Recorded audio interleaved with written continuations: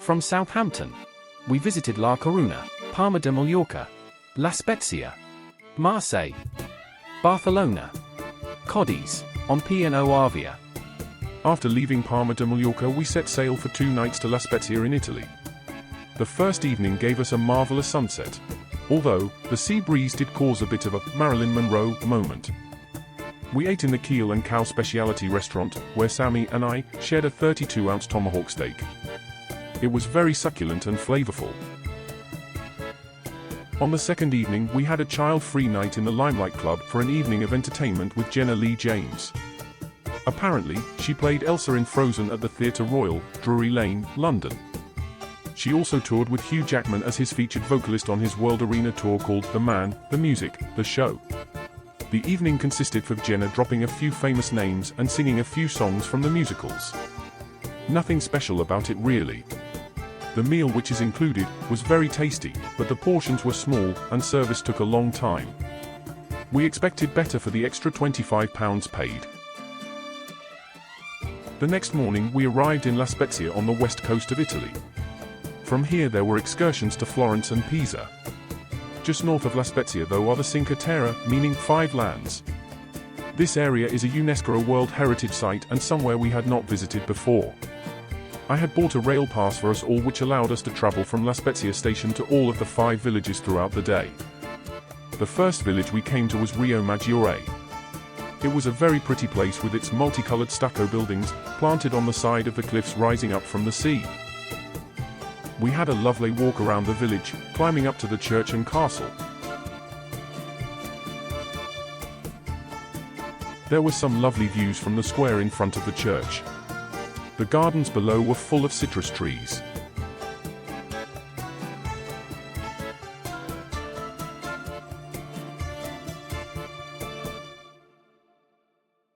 As you looked along the river ravine, you took in the haphazard feel of the construction of this beautiful place.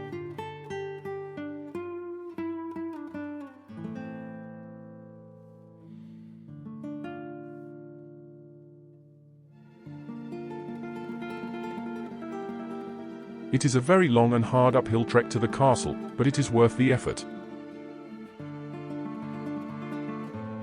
Coming back down involved a lot of steps, but then we came to an elevator. There is normally a charge for the elevator from 10 AM, but we got there at 9:58 AM. Result: the trains run at 20-minute intervals and we found that an hour in each village would work well, with a 2-hour stop for lunch. So, in order to be in the right village for lunchtime, we skipped Manarola with the intention of stopping there on the way back. We went on to Corniglia, where we were met by a shuttle bus to take us to the center of the village. This is included in the train pass, but only if you book online. It is a long walk into the center otherwise. Corniglia is made up of colorful narrow alleyways which wind their way along the cliffside. The produce of the area seems to be sunflowers and lemons, as they can be seen adorning the frontage of all the shops and bars. When you are walking along, you find yourself wondering what you are going to see around the next corner. Will it be another artisan bakery? A craft workshop? A bar? A restaurant? Or another colorful gift shop? We stopped at a lovely little bar at the back of this square for a few refreshments, which were quite reasonably priced for such a tourist hotspot. We had coffees and soft drinks. We also ordered some delicious croissants, while the children were allowed to bring ice creams over from another premises and eat them at the table. The waiter was very nice and accommodating. At the end of the alley there were good views back along the rugged coastline to the very brightly colored village of Manarola. I am glad I got this footage, as our plans to go there on the way back were scuppered. But I will tell you more about that later. Please support my channel. It is free to join YouTube. It is also free to subscribe and like. Thank you. The beauty of the coastline continued into the distance in both directions. Going along the path in the opposite direction from the shuttle stop, you were able to see the village itself in all its splendor, but from a different perspective. The little nooks and crannies in this hamlet are very quaint and pleasant on the eyes. There is a viewpoint along the path that gives a great vantage point to enjoy the attractive village below. When you think of Italy, this is what you see in your mind's eye. It stirs a romantic image in your mind of a bygone era, when life was so much simpler and people were so happy with their lives. Italy is gorgeous in that respect. High up above Corniglia you can see the village of San Bernardino, and its church. We caught the shuttle bus back to the station and got the next train to Vernazza. Located to the north of the Cinque Terre, Vernazza is probably the most beautiful and picturesque fishing village of Cinque Terre, where its colorful houses hang above the sea on rugged cliffs. It has a charming natural port and an old castle, built to protect the area from pirates. The church of Santa Margherita di Antiochia is also worthwhile visiting. Here you will find the Cinque Terre's only natural harbor. The waterfront area of Vernazza offers a small stretch of sand, ample opportunity for people watching, a veritable collection of great restaurants specializing in seafood, as well as a small lido during the summer months. The atmosphere here is incredible, with the alluring aroma of coffee and seafood and an amazing array of colors on the parasols outside the many restaurants. This area is so scenic and provides some fantastic photo opportunities whichever direction you look. Being the most beautiful of the 5 villages, it is very busy with tourists. Vernazza has a classy elegance that just draws people to it. It is all that Italy has to offer and more. If I was to visit the Cinque Terre for a week or 2, I would make Vernazza my base. It's perfecto. In the harbour, it is possible to catch a water taxi to 3 of the other villages. Corniglia is not accessible from the sea, so the boat cannot take you there. Personally, I think the train is the better option as this waiting area gets very busy just before it arrives. Located in an 11th century castle that's literally carved into the rock, Ristorante Belforte is said to be one of the best restaurants in the Cinque Terre. It has incredible views for which Ristorante Belforte is famous. Just be warned, it's not cheap, and reservations are very much essential. However, I climbed the steps to the top, and asked the waiter if he could fit 5 of us in for a single course of pasta and drinks. All the tables had reserved signs on them, but as we would be quick, the waiter said he could fit us in. If you don't ask, you don't get. We were ever so lucky to have a meal in the best restaurant in Vernazza without pre-booking.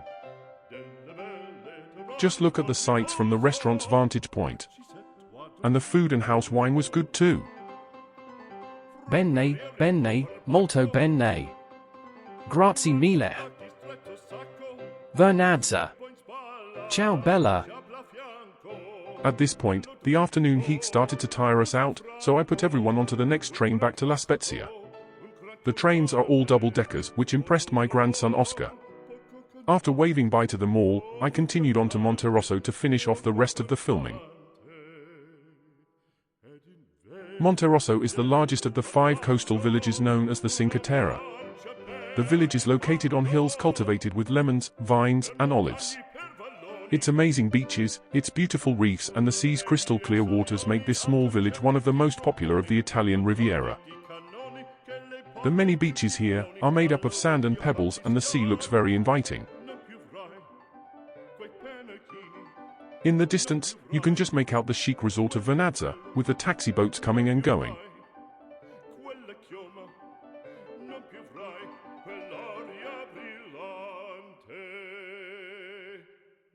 Beach lovers should definitely stay in Monterosso. The town has several beaches, both private and public ones. Near the station you will find Spiaggia Fegina, the beautiful beach recognized by its orange and blue striped umbrellas. Monterosso is divided in 2 parts marked by the medieval Tower of Aurora. The old town of Monterosso is dominated by the ruins of the castle and characterized by typical narrow medieval streets, called Carugi, with multicolored terraced houses, shops and restaurants. The new part is where the railway station and main beaches are. Monterosso is almost flat, which makes it very easy to get around. There are 3 bays, 2 of which are separated by a promontory, where the Tower of Aurora is situated.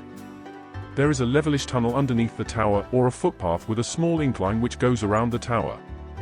This is the start of the old town. When you use the footpath you are met with glorious views across the 2 bays. This beach is called Spiaggia Trigaggia. It is one of the smaller beaches, which is next to the harbour, so bathers should be aware of watercraft.